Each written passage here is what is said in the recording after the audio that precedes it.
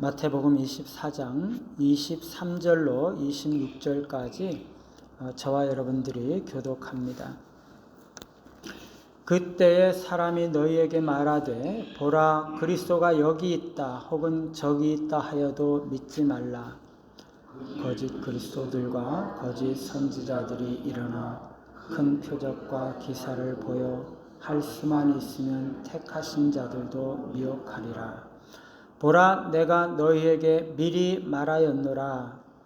그러면 사람들이 너희에게 말하되 보라 그리스도가 광야에 있다 하여도 나가지 말고 보라 골방에 있다 하여도 믿지 말라. 아멘. 미혹을 분별하라라는 제목으로 말씀을 드립니다. 우리가 예를 들어서 나침판이나 지도가 없이 안개 속에서 항해를 한다고 가정을 해보십시다.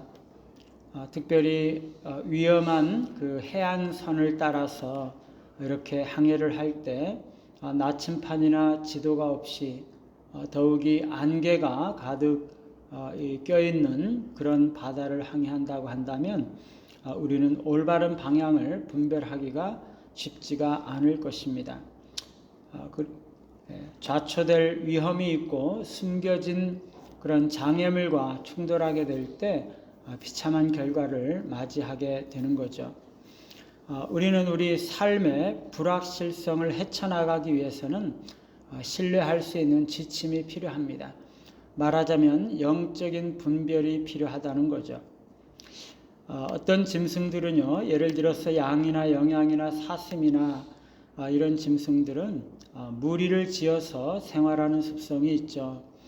그런데 그 중에 어떤 하나가 위험에 처해서 겁을 먹거나 흥분을 하게 되면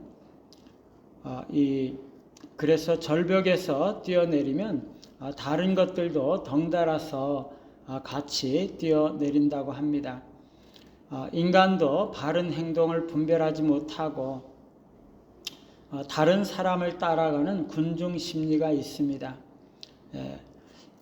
어떻게 행동을 해야 하는지 바르게 분별하지 못한 채 절벽에서 군중을 따라서 뛰어내린다면 그것은 너무나 심각한 결과를 초래하게 되는 것이죠.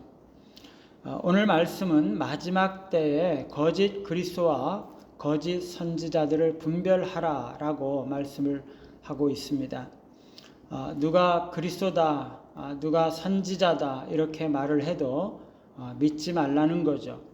거짓 그리스도와 거짓 선지자들은 할 수만 있다면 택자들도 미혹하려고 할 것이다. 그러니 그것을 분별해야 된다. 만일 거짓 선지자의 말을 믿거나 거짓 그리스도를 따라간다면 그것은 치명적인 결과를 가져오게 된다. 예를 들어서 절벽에서 떨어지는 것과 같은, 다른 사람들을 따라서 떨어지는 것과 같은 그런 결과를 얻게 될 것이다 라는 것입니다. 여기서 그리스도가 여기 있다 라는 말은 내가 그리스도다 라고 말하는 자칭 그리스도, 거짓 그리스도를 말하는 거죠. 그리스도가 저기 있다 라고 말하는 것은 저 사람이 그리스도다 라고 말하는 거짓 선지자를 말하는 거죠. 그리고 그리스도가 광야에 있다 라는 말은 세례 요한의 영향을 받아서 세례 요한과 같이 광야에서 그리스도가 나타날 것을 생각을 하고 있는 그런 사람들의 이야기를 말하는 것입니다.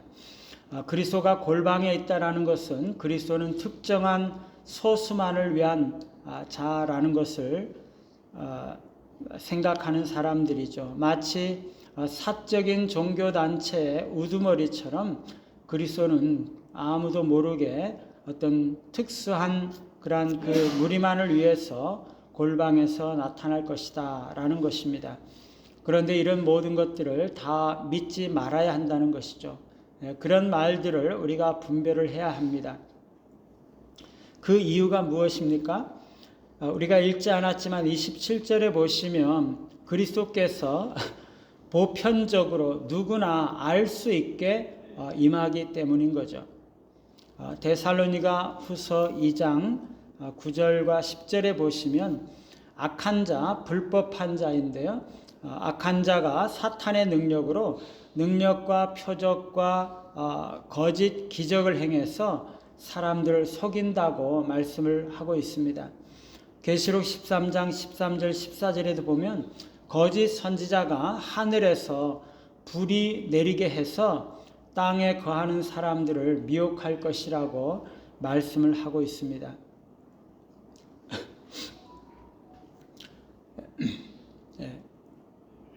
거짓 표적이나 거짓된 이적 이런 것들로 사람들이 미혹될 수 있다는 거죠. 사람들은 이 거짓 표적이나 이적을 따라가고 그것을 행하는 자들을 믿는 경향이 있는 거죠. 그럼 이것을 어떻게 해야 분별을 할 수가 있는가?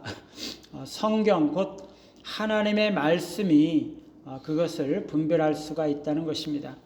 어떤 기적이나 어떤 기사가 나타날지라도 기록된 하나님의 말씀이 모든 것을 판단하는 기준이 되는 것이죠. 모든 영적인 것들의 분별 근거가 성경입니다. 분별을 위해서 성경의 진리에 대한 강력한 기초가 필요한 거죠.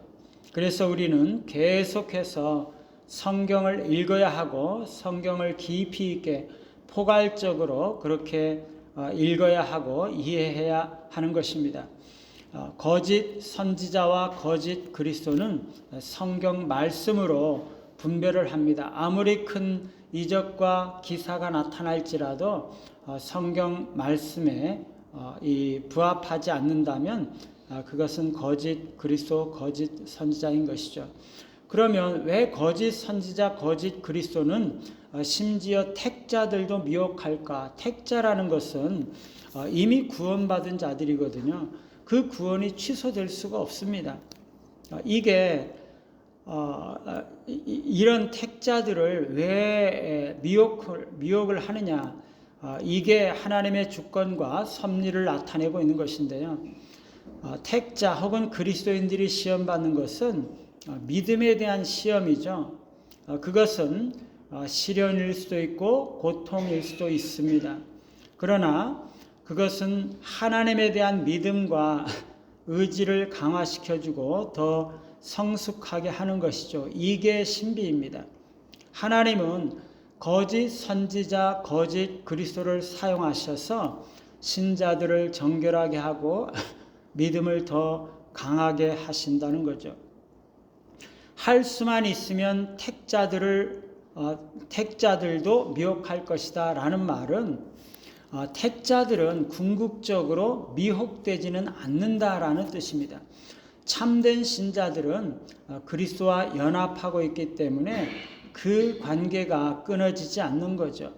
어떤 시험에도 불구하고 이 참된 신자들은 그리스도에게서부터 멀어질 수가 없습니다. 분리될 수가 없습니다. 그러나 할 수만 있다면 거짓 선지자들, 거짓 그리스도는 택자들도 미혹하려고 할 것입니다.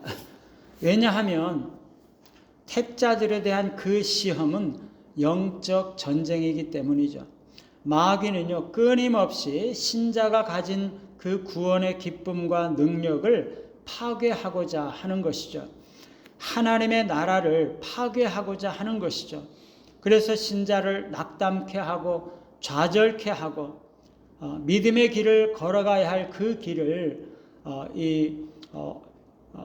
벗어나게 하고 이 믿음을 벗어나서 살아가도록 방황하도록 그렇게 끊임없이 유혹을 하는 거죠. 그러나 우리가 승리할 때 우리의 믿음이 성장하고 공동체가 강화가 될 수가 있습니다. 오늘 예수님은 보라 내가 너희에게 미리 말하였도다.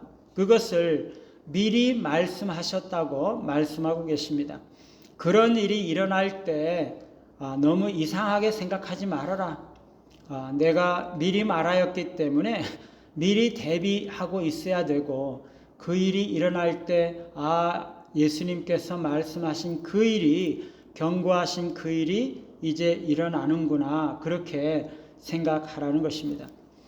우리는 마지막 시대에 살고 있습니다. 마귀가 우는 사자와 같이 삼킬 자를 찾아서 두루 다니고 있습니다. 오늘날 많은 이단들이 나타나고 거짓 선지자, 거짓 그리스도가 나타나고 있습니다. 자기가 그리스도라고 말하는 자들, 자기가 하나님이다 혹은 성령이라고 주장하는 자들이 많이 나타나죠. 우리는 오직 하나님의 말씀을 붙잡으며 말씀으로 거짓 영들을 분별하며 승리해야 하는 것이죠.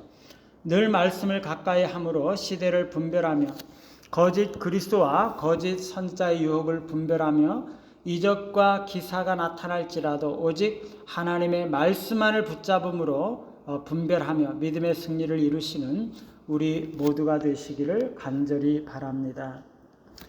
찬송가 357장입니다.